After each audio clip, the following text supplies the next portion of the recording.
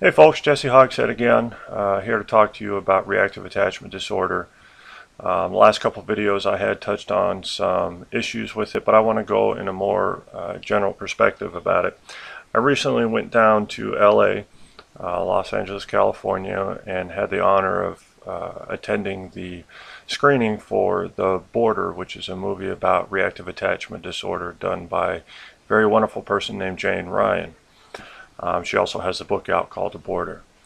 Now, I have a different opinion because I was diagnosed with reactive attachment disorder, and it did touch on some very good key points of reactive attachment disorder. But one thing that it did not go into was the recovery and the positive outlook about reactive attachment disorder. And the reason for that is because there's not many positive stories out there.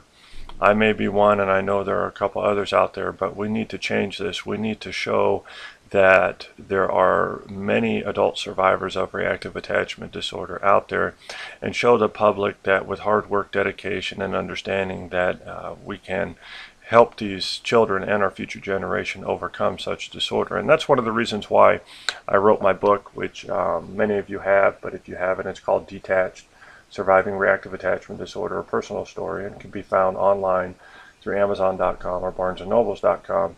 And it's basically a story about my life with reactive attachment disorder, the history of my abuse, the history of me being fostered and adopted, and the behaviors that came about because of that, and ultimately overcoming and becoming the person I am today, and gives tips and insight at the end to help you with your child or whoever you work with that may be diagnosed with reactive attachment disorder. Now, that's just one story, and I hope throughout the months, years to come, that many other people who have survived this, who are now adults, will be courageous enough to write their own. The more we can get out there, the better understanding people will have. Now, you can also find it on my website, also at www.rad-hope.moonfruit.com, and I'll post a link at the bottom for that as well. So I wanted to let you guys know that I will be working on some audio CDs as well that will be shipped out. If anybody's interested, I'm about done wrapping up CD number 2, and those are going to go be combined with CD number 1 from an intro perspective on CD number 1 as well. Also going to be starting up a consulting business where I will be available to talk, whether it be on Skype, in person, or whatever, over the phone, and offer help and just an ear to listen, and suggestions and understanding for you too. So look for that in the future. As far as the reactive attachment disorder goes, you know, we see a lot of negative publicity about it. There's a lot of people who don't understand it.